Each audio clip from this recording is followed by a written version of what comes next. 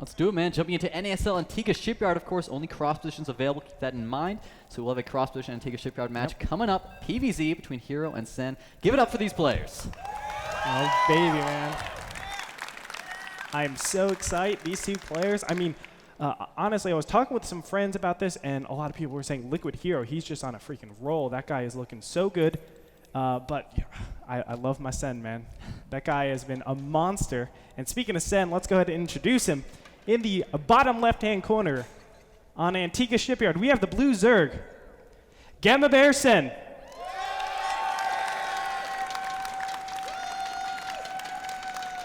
And his opponent in the top right here are Red Protoss. Give a cheer if you want to see a win from Team Liquid. It is Hero.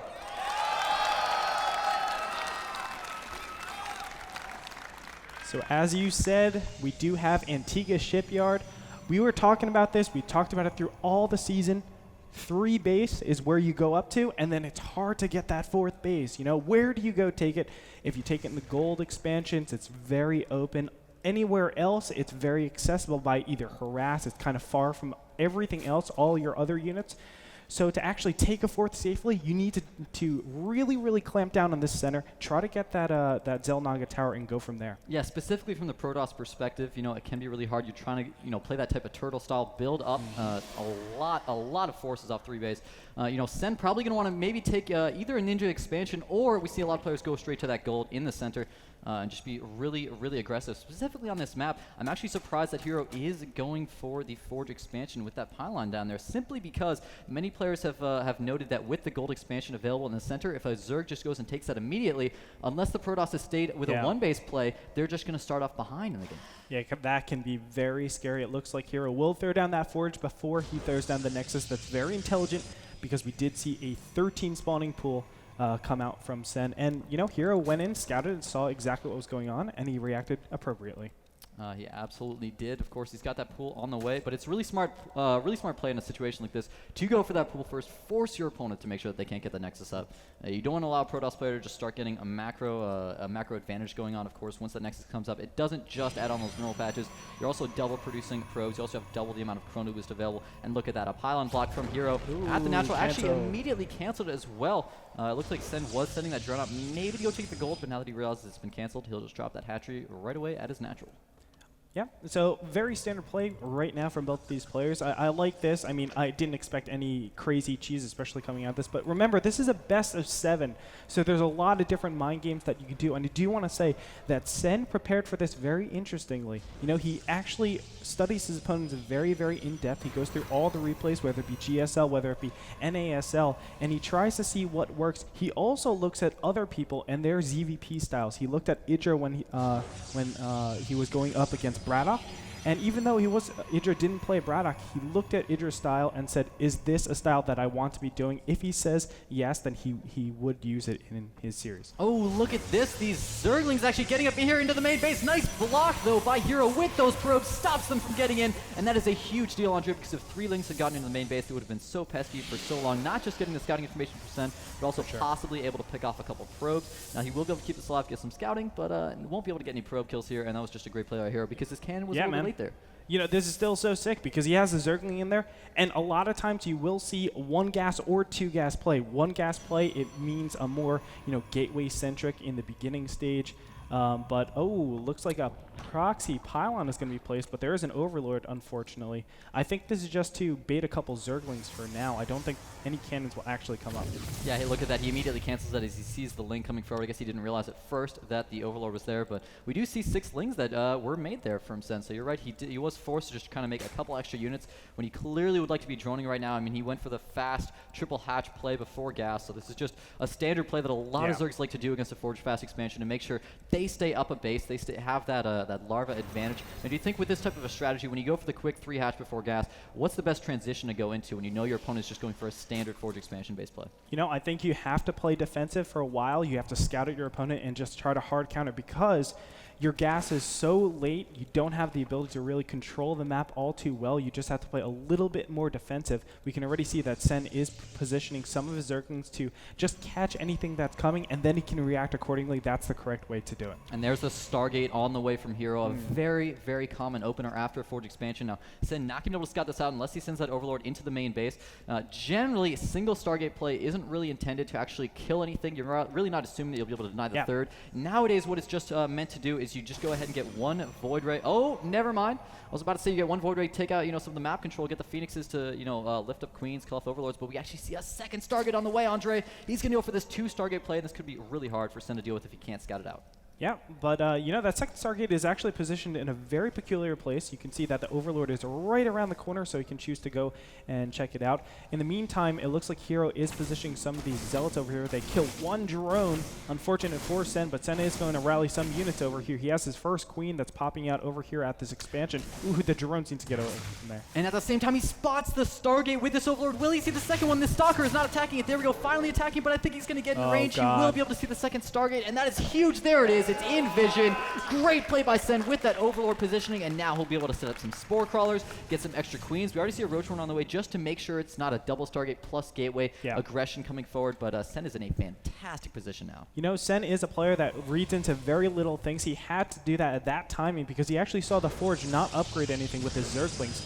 Also, what he should be doing is checking over. He did see that there's only a third assimilator, not a fourth. So, there's not a lot of variety for Hero at this point. He's really committed to mass Stargate play. He can't go like mass sentries or a couple of sentries in the back of this. So we'll see what Sen actually does. He has a lot of options at this point because he knows exactly what he's doing. Yeah, I'm a little bit worried. He's actually only dropped one Spore at the third, and he's finally just putting up one in the main. And time again in the past, what we've seen is that this is fine against single Stargate play, but against double Stargate, when they're going to have more Voids coming at you, one Spore is almost never enough. Your Queen is going to die. The Voids can kill off the Spore Crawler. Sen still could be in a bit of trouble here. Yeah, well, the first 2 Void Rays are on the way over. They're actually attacking Destructo Debris just to charge up. A really intelligent decision right here. There's still only, it looks like a second Spore Crawler is being placed right now. Queens need to rally over as fast as possible, but there's already 2 Phoenixes and another Void Ray that has entered the field.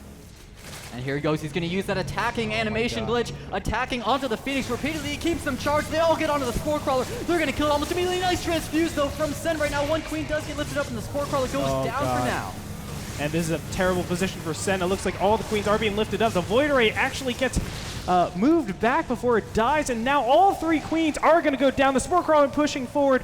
It's going to try to burrow, but that's not going to work out. Hero is in a fantastic position to take out this third base. Excellent play by Hero so far with these Void Rays. Great micro. Oh, he's got to save it. Nice job. Does save that Void Ray with only 7 HP here. More and more Spores are trying to burrow. One does burrow in range. Another one trying to get his burrow off. It does die, though, and Hero still has free reign to be able to try to take out this hatchery. Oh, and he's focusing down very nicely. It looks like one Void Ray is in range. 2 Spore Crawlers are going to come up here, but there's so many Phoenixes. Queens try and help out, but they just get lifted up instantaneously. This is such a bad position for Sen. Hero taking such decisive actions in this game. Doing a great job. Now we see, of course, another Spore Crawler trying to burrow. Will be killed off almost immediately. Look how low these Void Rays are. If he can just get out a couple more Spores, a couple more Queens, he's got his Hydrogen completing now, so we'll be able to get a couple Hydras. And look at that 1,800 minerals Sen. The lack of his Queens this whole time is just not giving enough larva injections. He's not able to spend that money. He's in a really, really tough position right now. And look at that. The Hydrogen already at half HP. Yeah, he might need to throw down something like a macro hatch if he wants to keep up like this, because he just loses Queens so fast. But right now, the damage has been done. He's going to pop out these Hydras, but they can easily be picked up. There's 10 Hydras on the way, and there are a total of 8 Phoenixes out in the field. This is such a scary position. Yeah, of course, he can just lift the majority of these Hydras. You gotta be careful, though. These Voiders are getting targeted, and they're so low on HP. They only have some shields left. 2 Voiders have already gone down. There is only 1 left over. You want to keep those Voiders alive to give you a lot of utility so you can actually attack ground units instead of just your Phoenixes lifting them.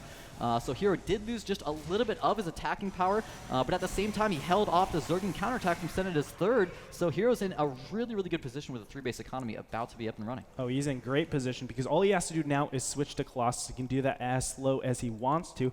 Stay defensive, make sure he keeps his third, because these Phoenixes are not only going to represent a lot of defense right now, but says you can never go Mutalisks, and that's a very important transition that a lot of Zergs Hydras have been taken advantage of in recent ZVP metagames, but that is completely cut. So Hero, just overall positionally, where his unit composition is, it's so far ahead. And look at that. That one Void Ray being kept alive did actually allow Hero to deny the gold base from Sen. He was forced to cancel that. So that's why it's so important to make sure you don't just have Phoenixes left alive. You still have those Void Rays. It also allows him to deny this creep spread, so these creep tumors can't be spread out anymore from Sen. So he's still in a really tough position. He only has this small group. 8 Hydras moving forward right now. Hero could lift the majority of these, but oh, he's got to be careful. No, loses that Void Ray immediately. He's going to move in with these Phoenixes to perhaps pick off a couple, but it could be a bit of a dangerous engagement. Gosh.